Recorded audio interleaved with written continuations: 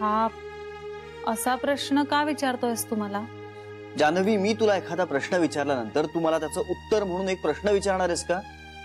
I am sorry. हे बघ, तुझा प्रश्न खूप अचानक आला, मला कळलं नाही म्हणून मी विचारला. I am really sorry.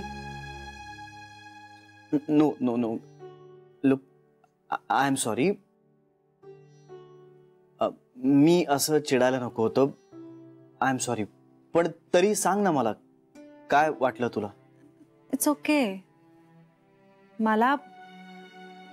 मला ना आरजी खूप डिसेंट, खूप छान, मनमोकळे वाटले. म्हणजे घरातल्यांशी अगदी मिळून मिसळून राहतायत ते. छान आहेत.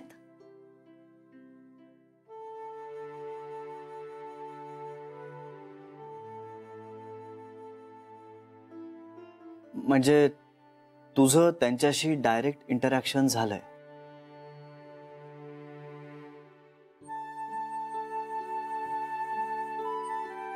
हो. माझ्याशी तर ते खूप प्रेमाने आणि फ्रेंडली वागतायत.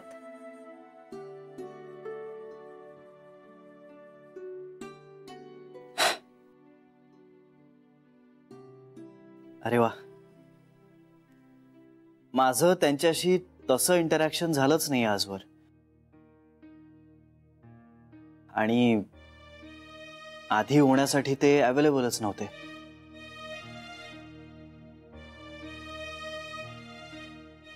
आत्ता का विचारतोयस हे सगळं? ते निघाले.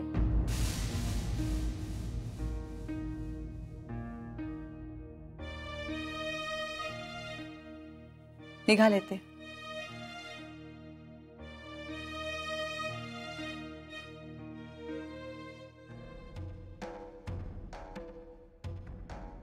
मी आहे, खालती आहे.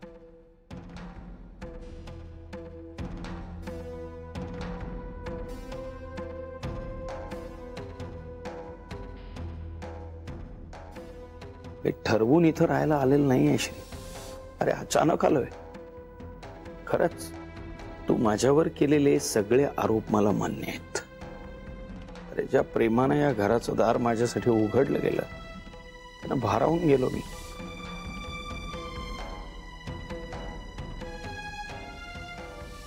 जरा डोळे उघड आणि आईंकडे बघ ना. बघ त्या किती खुश आहेत.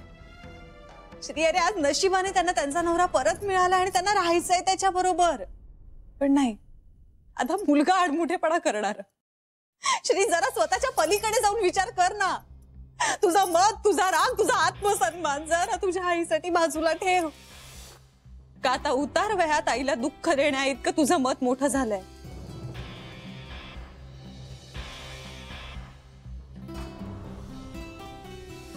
इतकी वर्ष सधवा असून विधवेसारखी जगले मी. आई, नव्यानं आयुष्य सुरू करायची संधी दिसते मला डोळ्यासमोर. श्रीला म्हणावं ती लाथाडू नकोस. समजा आपण सगळं जुनं विसरून जायचं ठरवलं, तरीही भविष्यातली यांची काय गॅरंटी आहे? एकदा सोडून गेलेत आपल्याला, ते पुन्हाही जाऊ शकतात. भावनिक गुंतागुंत तुमची वाढेल, त्रास तुम्हाला होईल.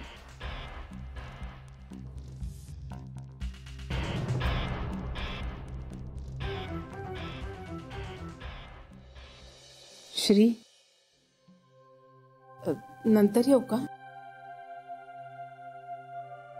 आई, अगं नाही, ये ना, ये बस.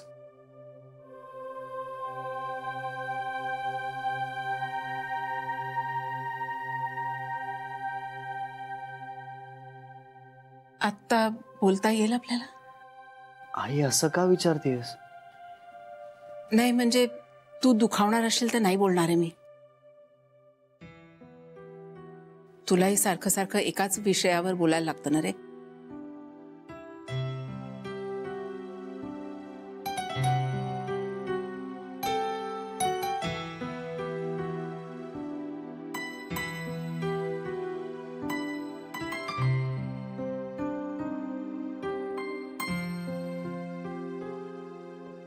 नाही श्री,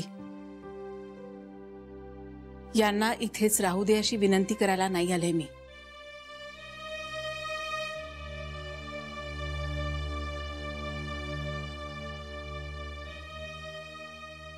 तुझी तुझी क्षमा मागायला आले. आई, क्षमा तू का मागतेस?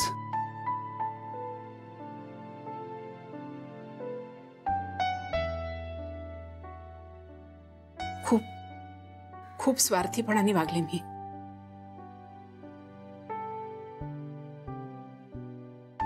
आई अगं, काहीतरी काय बोलतेस तू? तू आजवर जे काही केलंयस ना ते फक्त माझ्यासाठी केलंयस. श्री, तू पोटात असताना मी फक्त तुझा विचार केला हे खरं आहे. तुझा विचार केला आणि यांना दूर लोटलं. मग मला सांग, यात स्वार्थीपणा कुठे? आज प्रामाणिकपणाने कबूल करते श्री. तुझ्या जन्मानंतर मात्र मी फक्त आणि फक्त हे परत कधी येतील याची वाट पाहिली आहे.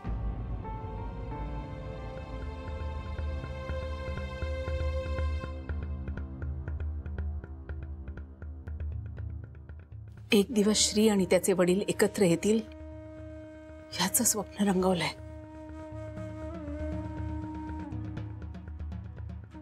एकदा का श्रीला त्याच्या वडिलांचं प्रेम मिळालं, सहवास मिळाला की मी माझे डोळे मिटायला मोकळी, इतका स्वतःपुरता विचार केला मी.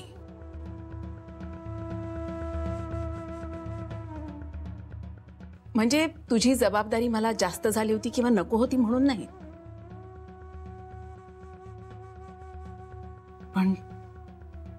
पण मला माझा संसार तसा हवा होता म्हणून.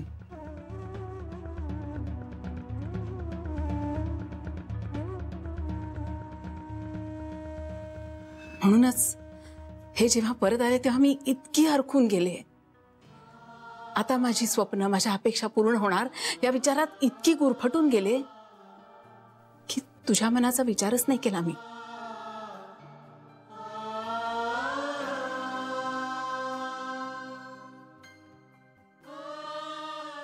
मला हे असं हवं होतं, पण तुला काय हवंय हा विचार त्या क्षणी सुचलाच नाही मला.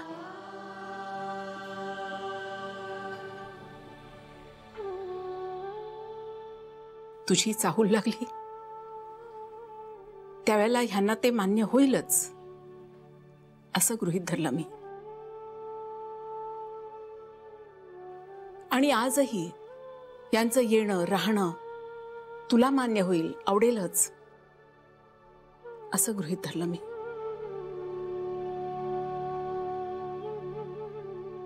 कारण या दोन्ही गोष्टी मला तशा व्हायला हव्या होत्या.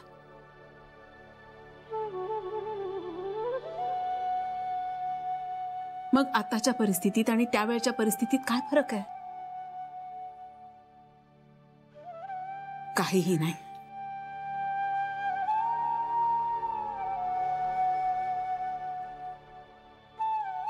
आजही मी तेवढीच स्वार्थीपणाने वागत होते जेवढी त्यावेळेला वागले होते.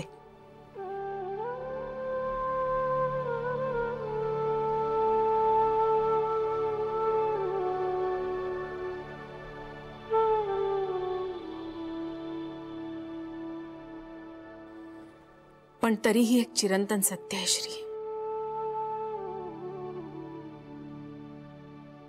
तुझ्या सुखापेक्षा दुसरं काहीही महत्वाचं नाहीये मला.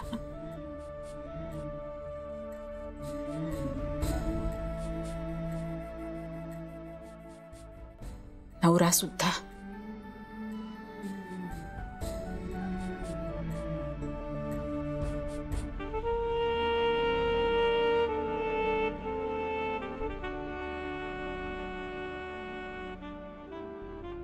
तुला दुःखी करून मी नाही जगू शकत श्री.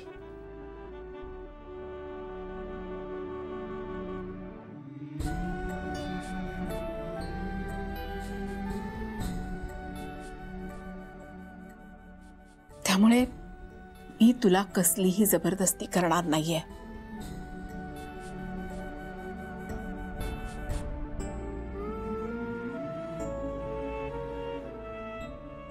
कसलीच नाही.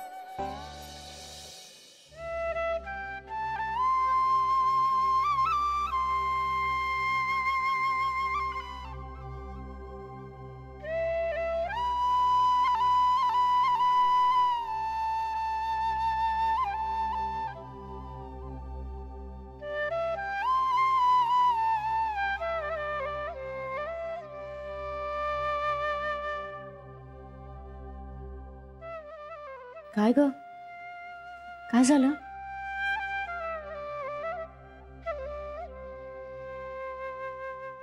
या प्रश्नाला खरं तर काही अर्थ नाहीये, माहितीये मला. काय होतंय ते सगळ्यांनाच कळतंय की. सगळ्यांना सगळंच कळतंय. आई आई आजी त्यांचा आनंद कशात आहे हेही कळतंय आणि श्रीच्या मनात आता काय चाललंय हेही कळतंय. आपापल्या जागी प्रत्येक जणच योग्य आहे. प्रत्येक जण आपल्या आपल्या भूमिकेतही बरोबर आहे. चुकत तसं कोणीच नाहीये, पण त्रास मात्र सगळ्यांना होतोय.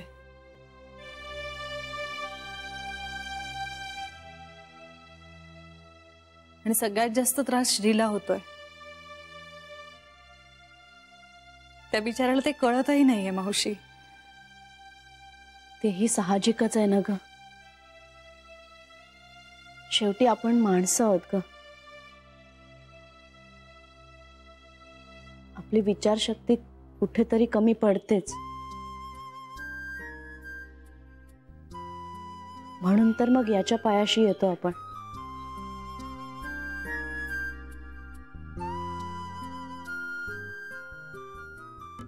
माझे बाबा नेहमी म्हणतात, एखाद्या गोष्टीत आपण हात टेकले याच्या समोर येऊन गुडघे टेकायचे, नतमस्तक व्हायचं आणि याला सांगायचं, बाबा कुवत संपली माझी. आता सगळ्यांना मार्ग दाखवतो. आणि तो मार्ग दाखवतो.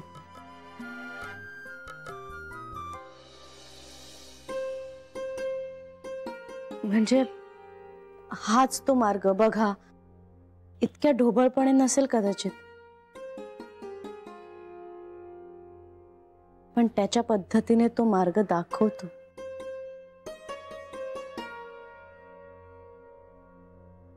आपल्यालाही दाखवेल आणि माझी खात्री आहे श्रीला सुद्धा दाखवेल. नक्की.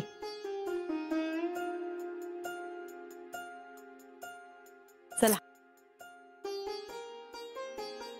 तुमच्याशी बोलून खूप बरं वाटलं. माझ्याशी कुठे, स्वतःशीच बोलत होतीस तू.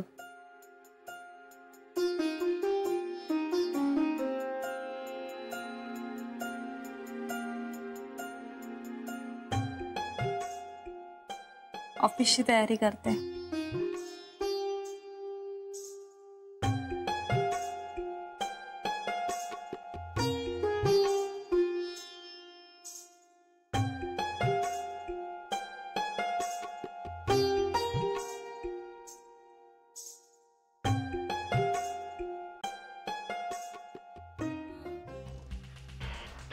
निघतो मी.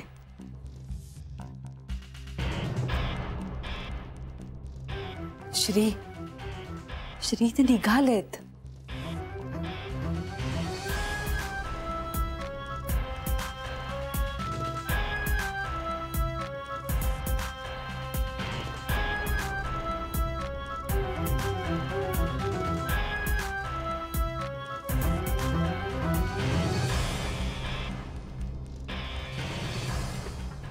श्री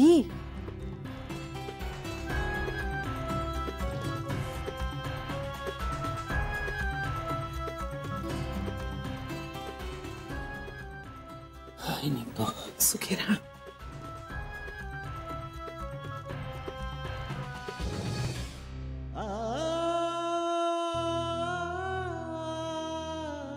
काही लागलं तर कसलाही विचार न करता कळव.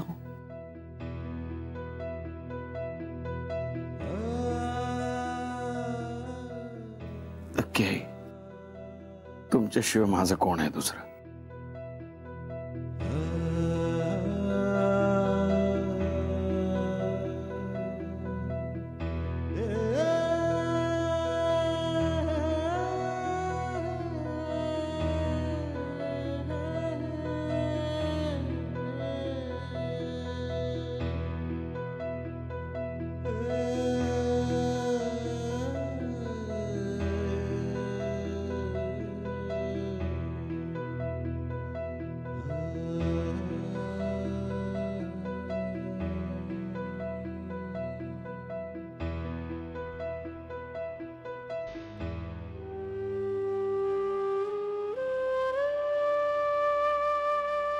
मी रोज डबा पाठवते तुम्हाला.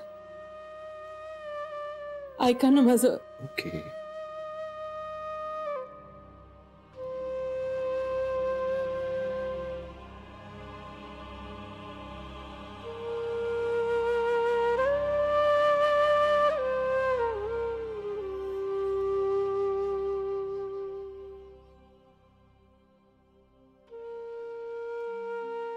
जान्हवी,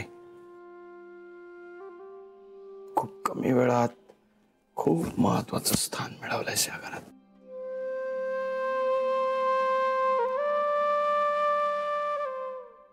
बेटा, अशीच राहा.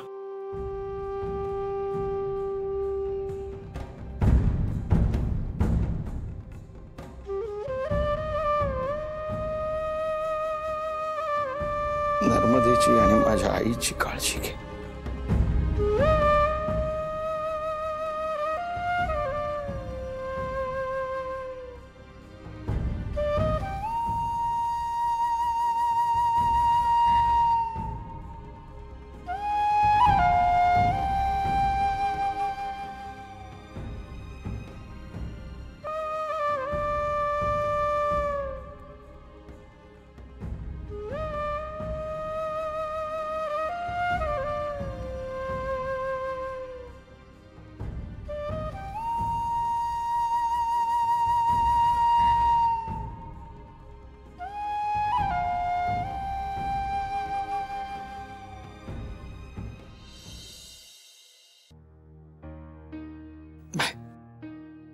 दादा हे, नको ना रे जाऊ. बेबी,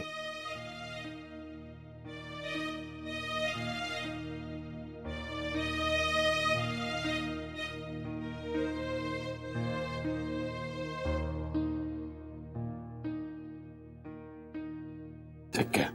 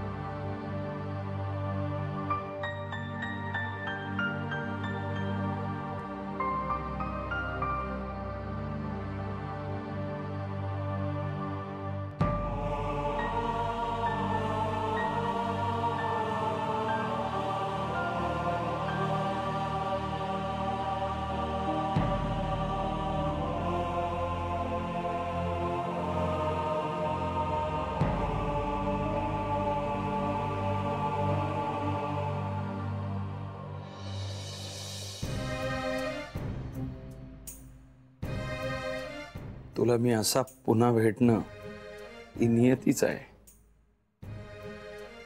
तुला नको असलेला बाप तुझ्या समोर उभा राहणं आणि माझ्या मनातल्या अपराधीपणाच्या भावना शतपटीनं वाढणं ही नियतीच नाही का?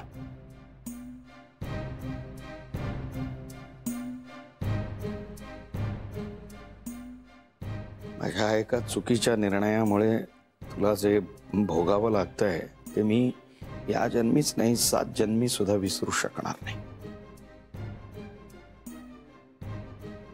का अर्थानं मी बरंच केलं. मी तुला इथं सोडून गेलो, या घरापासून आणि माझ्या आईपासून तुला दूर नाही केलं. खरंच चांगलं केलं मी, कारण इतके चांगले संस्कार मीही देऊ शकलो नसतो तुला. श्री, मी आता तुला जास्त त्रास नाही देणार. माझ्यामुळे घरच्या माणसांमध्ये अंतर नको पडायला. तुला आशीर्वाद देण्याचा हक्क कधीच गमावून बसलोय.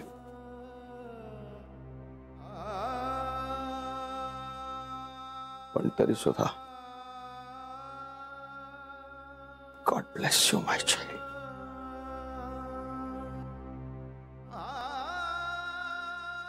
God bless you.